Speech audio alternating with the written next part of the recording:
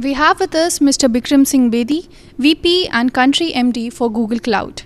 Bikram, to start with, tell us about the significance of India as a market for Google, its contribution towards the global growth, and your cloud business here. Thank you for having us with your channel. Uh, Look, India has always been and continues to be a market which is very important for both Google and Google Cloud. As far as Google Cloud is concerned, I think we view India as a market with two dimensions. The first dimension is, of course, about our scale. The scale at which we operate, you don't find too many countries at this scale. And hence the consumption that one drives by working with businesses that work with this large scale economy. But I think there is a second market and a second dimension to India. And that market is about India is a builder's economy. India builds for the world. And at Google Cloud, we work very closely with a number of companies to build for the world. And hence, from your question, when you asked me, talk to us about the potential of the market, it clearly is a very important market for us and one of the fastest growing markets for Google Cloud. Mr. Bedi, please take us through Google Cloud's current capacity and operations here in India. If you could name some of your clients here, what are the kind of investments that you have made here? Absolutely. See, again, given it's a high focus market for us, we've obviously made a number of investments. To start with, we have two regions. There is one in Mumbai and another one in Delhi. Both of these are certified by METI, which is from the government.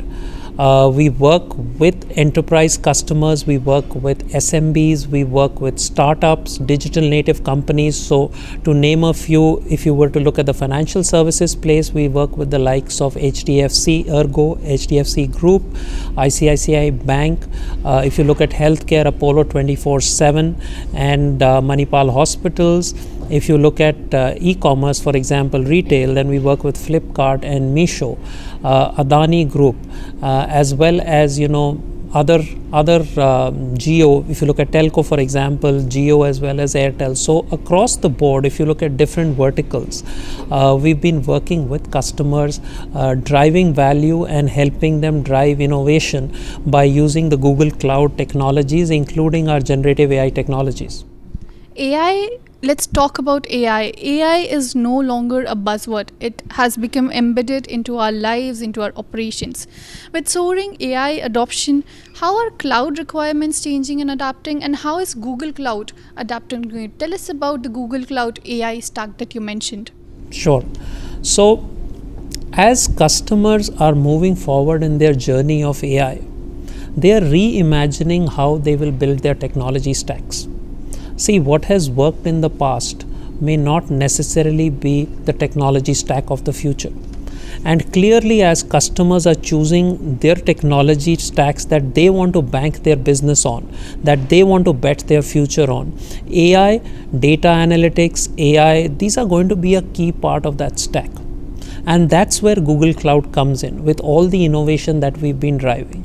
If you look at our cloud AI stack, there are 4 layers to that stack, as I spoke about it in the session just before this, starting from infrastructure, which is world class, which includes databases, onto our world class research and models, Vertex AI, which is our AI platform, and then of course the capability to build agents. So if you look at this 4-layered structure, this is clearly what we are offering to customers is the ability, first of all, because it is all Google owned, our ability to optimize this for performance and price. That's the first advantage we are giving customers. Then, of course, it is about openness. At each layer of this stack, we are providing openness.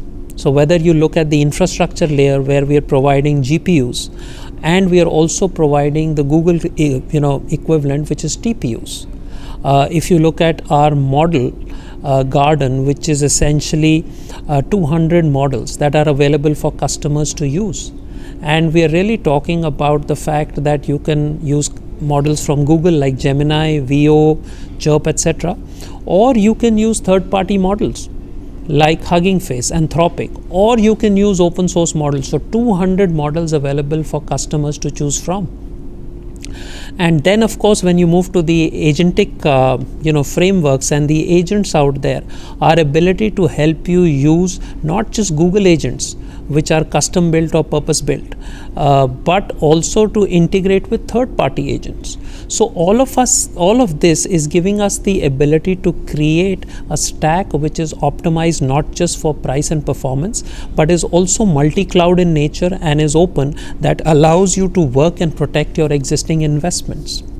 Mr. Bikram, when we talk about AI integration, there are a lot of challenges that also come in, like ethical and operational challenges, whether it is about adding new compute capabilities or getting into government regulatory intricacies. How do you approach that? So, different parts of your question, and let me try and address them. The first is about, ethical and responsible AI. Google has been at the forefront, and Google Cloud, we've been at the forefront and ensuring that as we build out this technology, we adopt with agility, but also responsibly. Right? And a lot of that goes back into our own internal organization and how we build this and how we adopt this, including, checks out there in terms of, the way we are building it, what we are doing, etc. So there is a significant amount of work that goes on at Google to ensure that we work on this responsibly. That's one part of the question. The second part was about, government and working with governments. We work very closely with the government. Like I said, both our regions are METI certified. Now, the fact that they are METI certified ensures that they are available for the government to use. And hence, we've been working with them for a number of use cases. You saw 3 organizations that we spoke to. We spoke about Karam Yogi, which is the skills enablement platform for the government. All government employees are using it. The COO was here today with us. He spoke about getting close to 1 crore employees using the platform at scale. India AgriStack is another good example. ONDC is another great example that we are working. So you'll find number of use cases where we are working with the government to help them adopt not just cloud technologies, but also generative AI technologies. One last question before we wrap up, Mr. Bikram. If you could talk about the growth outlook for Google Cloud in India, what are the prospects that you see here? What are the kind of investments and infrastructure advancements that we can expect from you here? So like I said, India has always been an important market, a focus market, and will continue to be. It is also one of our highest growing markets in the world, and hence our investments here are always ahead of the curve to capture the opportunity to partner with the companies in the country and the enterprises in the country, the startups, etc. We were one of the first hyperscalers, or rather I think we were the first hyperscaler who put up 2 regions in India, in Delhi and Mumbai, separate regions of Google Cloud, right? So starting from there, our ability to bring in the latest technologies from Google Cloud, including the fact that we are running our generative AI model Gemini in the country as well for customers.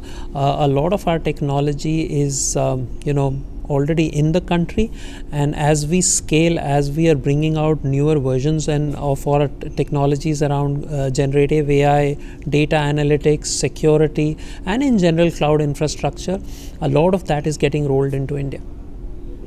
That was indeed an insightful conversation, Mr. Thank Bikram. you. Thanks a lot for talking to PTI. Thank you. My pleasure.